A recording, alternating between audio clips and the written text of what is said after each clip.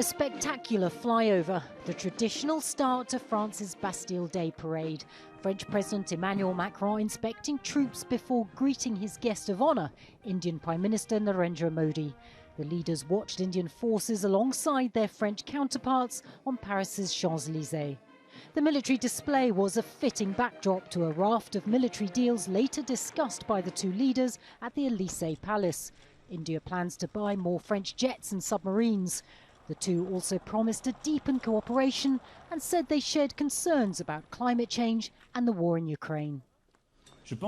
I think we are equally worried by the fragmentation of the international community, in particular in the context of Russia's war in Ukraine, and have the same goal, which is lasting peace, and the need to respond to the impact of this war of aggression on vulnerable countries. The consequences of the COVID pandemic and the conflict in Ukraine are felt all over the world. The impacts are particularly felt by the countries of the global south. The invitation to Modi isn't only about trade and closer ties. France is one of a growing number of Western powers looking to bolster India to counter growing Chinese influence in the region.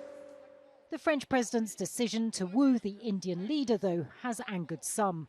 These protesters say Modi and his Hindu nationalist party are eroding human rights in India, particularly those of religious minorities, including Muslims and Christians. I mean, state powers, they have to talk, they have to negotiate, we understand that. But on particular this day, Bastille Day is a symbol, right? It's our symbol, it's a symbol of equality, fraternity, liberty.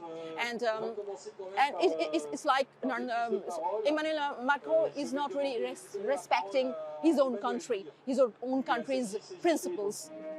For Macron, it's not only been about playing host. The festivities have provided an opportunity to focus on national unity after some difficult days. It's more than 2 weeks since violence broke out in parts of France following the killing of a teenager by a police officer in a Paris suburb. Extra police have been deployed across the country to try and keep the peace. Macron certainly won't want any new unrest marring France's national holiday. Natacha, Butler, Jazeera, Paris.